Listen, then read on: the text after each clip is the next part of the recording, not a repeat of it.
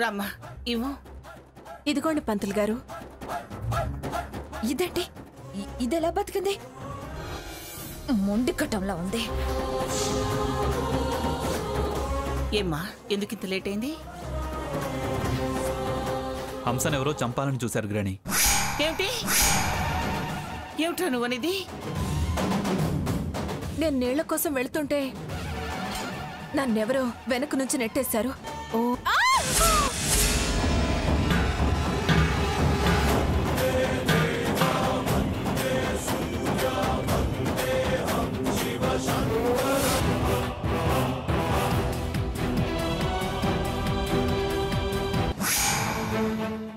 ఇదమ్మగారు జరిగింది. అవును గ్రాని, నీళ్ల కోసం వెళ్ళిన హంసను ఎవరో లోయలోకి నెట్టేశారు.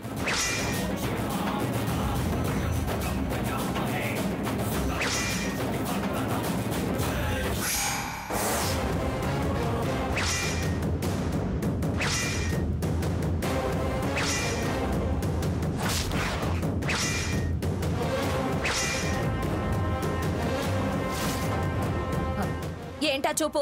నేను తోసానా?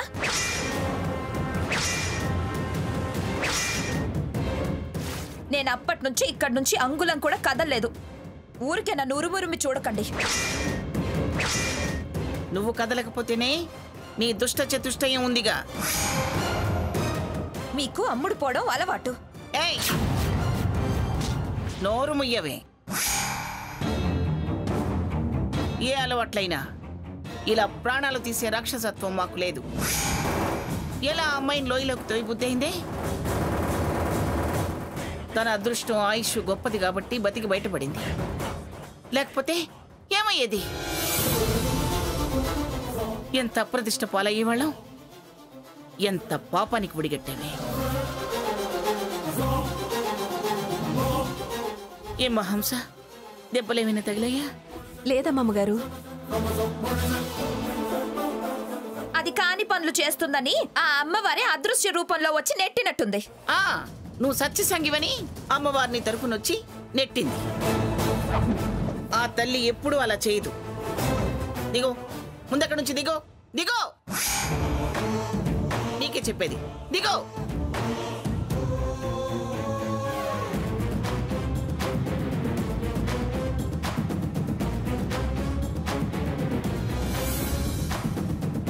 పంతులు గారు, మీరు ఆ తంతు కానివ్వండి.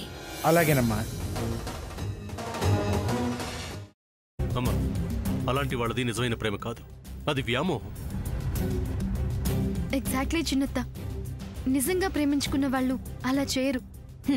ఎంత మనసు విరిగిపోతే కన్న కూతుర్ని పట్టుకొని మా దృష్టిలో చచ్చిపోయా ఉంటుందా తల్లి? అది సరే అమ్మా, తన కూతురుతో తన మాట అనేటప్పుడు ఆమె మాటల్లో వ్యథా, కళ్ళల్లో బాధ గమనించావమ్మా? పెద్దబాబుకు బర్త్డే విషెస్ చెప్పు కూడా వెళ్ళాం కదా. ఊరికే ఎలా కాలిపోతుంది? మంట పెడితేనో పడితేనో తగలబడుతుంది.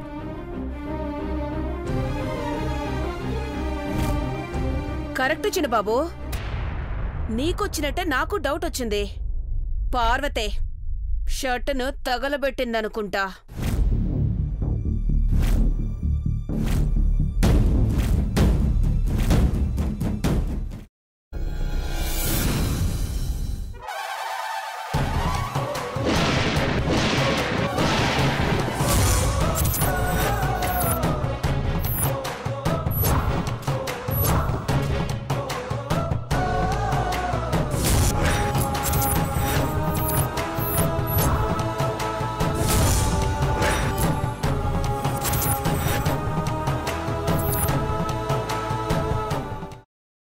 తర్వాత పొట్టు తీసేసి చాప్ చేసి పక్కన పెట్టుకోవాలి. ఒక ప్యాన్లో కొద్దిగా నూనె వేడి చేసి అందులో ఆవాలు, మినప్పప్పు, శనగపప్పు, కరివేపాకు, సన్నగా తరిగి పెట్టుకున్న ఉల్లిపాయలు వేసుకుని 1 నిమిషం పాటు వేయించుకోవాలి. ఆ తర్వాత కాల్చి కట్ చేసి పెట్టుకున్న వంకాయని కూడా అందులో వేసుకుని బాగా మిక్స్ చేసి బౌల్లోకి ట్రాన్స్ఫర్ చేసుకుని అందులో తగినంత చిక్కటి పెరుగు లేదా పల్చటి పెరుగు వేసుకుని మిక్స్ చేసి అన్నంతో కానివ్వండి, చపాతీతో కానివ్వండి సర్వ్ చేసినా చాలా బాగుంటుంది.